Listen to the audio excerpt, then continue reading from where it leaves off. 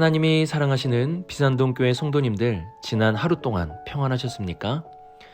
지혜는 나에게만 머무는 것이 아니라 우리 자녀들에게, 다음 세대에게 전수되어야 합니다.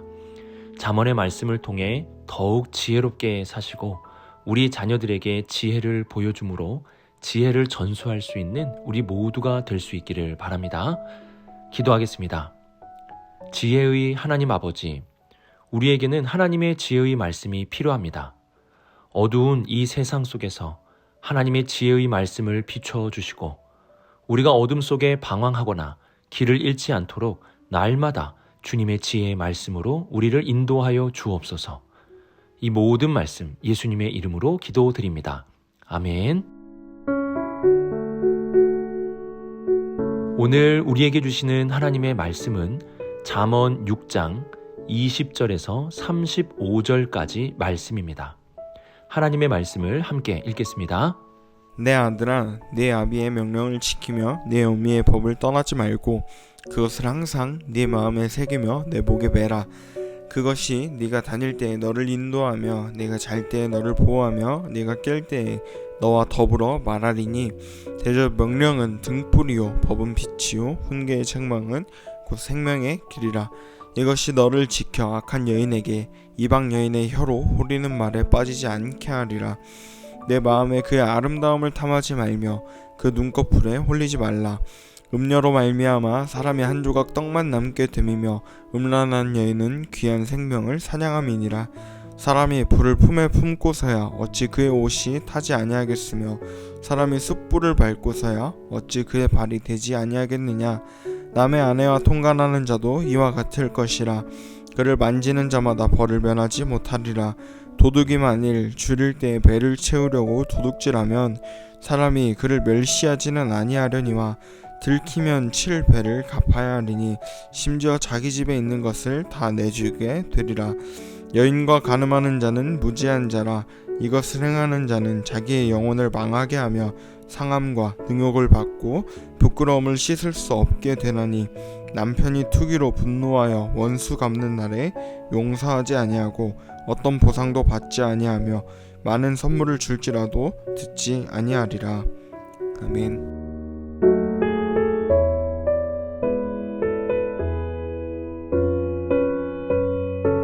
20절을 보시면 내 아들아, 내 아비의 명령을 지키며 내 어미의 법을 떠나지 말라고 말씀합니다.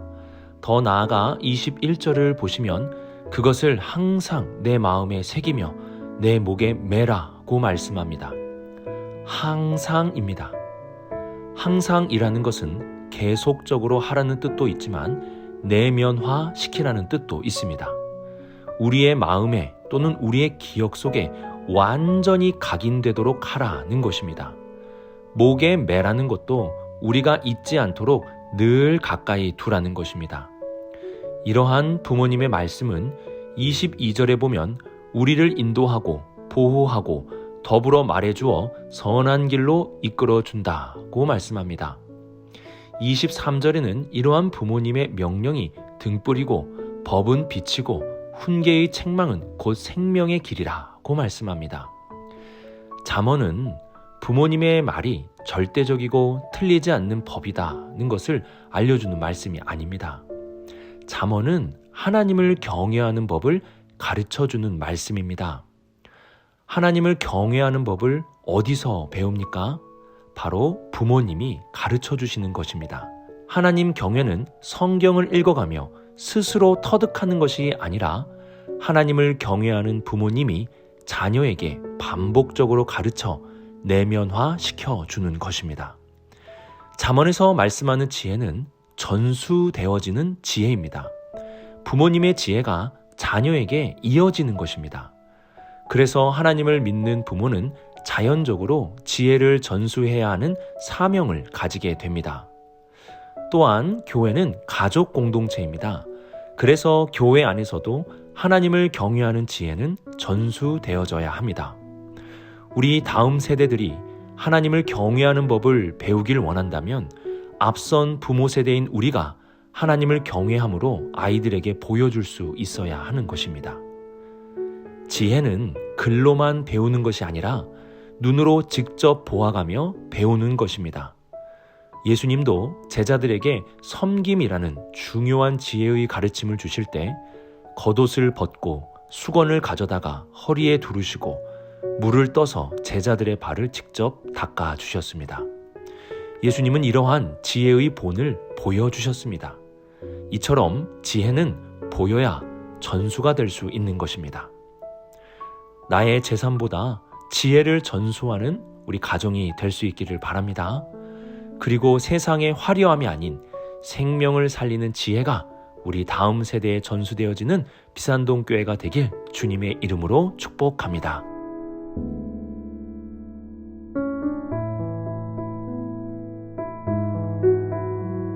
죄는 그 죄로 인한 결과를 감춥니다. 아담과 하와의 범죄 사건을 한번 생각해 보십시오. 선악과를 먹으면 정령 죽는다는 죄의 결과를 하나님은 분명히 말씀하셨습니다. 그러나 사탄은 그것을 감추고 맛있어 보이고 보암직해 보이는 것만 강조합니다. 죄를 지을 때는 그 결과를 생각하지 못하게 됩니다. 하지만 오늘 말씀을 보십시오. 여러 죄들 중에 하나인 간음에 대한 결과를 계속 말씀해주고 있습니다. 26절을 보시면 생명을 사냥함이라고 말씀하고 27절과 28절에는 불을 품는 것으로 옷이 타고 숯불을 맨발로 밟는 것으로 발이 데이게 된다고 말씀합니다. 또한 29절에는 벌을 면하지 못한다고 말씀하고 31절에는 그 죄의 결과가 7배나 갚아야 함을 말씀합니다. 여기서 7배는 실제적인 숫자가 아니라 완전수의 7로서 갚아야 할 것이 매우 크다는 것을 강조하는 것입니다. 32절에는 영혼을 망하게 하고 33절에는 능욕을 받고 34절에는 용서가 없고 35절에는 어떠한 것으로도 돌이킬 수 없게 된다고 말씀합니다. 이처럼 잠언은 죄의 달콤함이 아닌 죄로 인한 결과들을 말씀하고 있습니다. 우리는 죄의 달콤함이 아닌 그 결과를 볼 수 있어야 합니다. 로마서 6장 23절에 죄의 삭은 사망이요 라는 말씀과 로마서 3장 23절에 모든 사람이 죄를 범하였음에 하나님의 영광에 이르지 못하더니 라는 말씀, 야고보서 1장 15절에 욕심이 잉태한 즉 죄를 낳고 죄가 장성한 즉 사망을 낳느니라는 말씀을 기억해야 합니다. 죄는 반드시 값을 치러야 합니다. 그리고 그 죄의 값은 내가 지은 죄만큼이 아닌 그보다 더 많은 7배나 되는 것을 요구하게 됩니다. 죄의 결과는 우리가 생각한 것보다 비참합니다. 그 어떤 영광도 없고 보상도 없고 기쁨도 없습니다. 우리는 이러한 죄의 결과를 알기에 죄와 멀어지기 위해 더욱 힘써야 하고 죄를 짓지 않기 위해 더 깨어서 기도해야 하고 죄를 지었다면 죄가 머물게 하는 것이 아니라 회개함으로 다시는 반복적으로 죄를 짓지 않도록 해야 합니다. 죄와 싸워 지는 삶이 아니라 성령의 능력으로 이기는 삶을 살아야 하고 죄가 나를 주장하지 못하도록 그리스도의 십자가에서 나의 죄가 죽었다는 것을 날마다 선포해야 합니다. 신앙생활은 죄와의 싸움이라는 것을 잊어서는 안 됩니다. 내가 죽고 예수로 사는 삶, 나의 죄된 본성은 죽고 내 안에 예수님이 사시는 것이 우리의 신앙생활입니다. 오늘도 죄의 달콤함이 아닌 죄의 결과를 바라보며 죄와 싸우시고 성령과 십자가의 능력으로 승리할 수 있는 우리 모든 성도님들이 되시길 주님의 이름으로 축복합니다.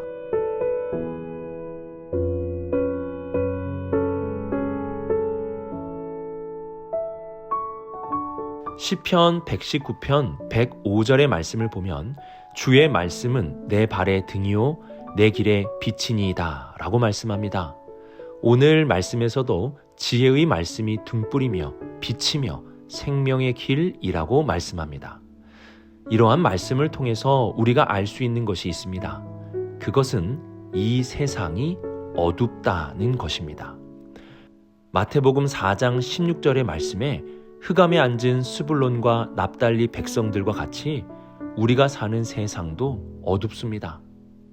하나님께서 말씀으로 이 세상을 창조하시기 전에 이 세상은 흑암이 깊음 위에 있었습니다. 하지만 하나님의 말씀이 선포되자 그 흑암에서 빛이 비춰지게 되었고 어두운 세상은 주님의 말씀으로 빛을 찾게 되었습니다. 성경은 한결같이 하나님의 말씀이 선포될 때 빛이 비춰짐을 알려줍니다. 우리는 스스로 이 세상의 진리와 생명의 길을 찾아갈 수 없습니다. 왜냐하면 이 세상은 흑암이기 때문입니다. 하나님의 말씀이 비춰져야 생명의 길을 찾아갈 수 있는 것입니다. 그래서 솔로몬은 하나님을 경외하는 부모님의 말씀이 우리의 내면에 각인되어야 한다고 강조하는 것입니다. 그분의 말씀이 있어야 빛이 비춰지고 올바른 길로 갈 수 있는 것입니다. 아직 내가 어디로 가야 할지 모르는 방황이 있다면 주님의 말씀을 가까이 할 수 있기를 바랍니다.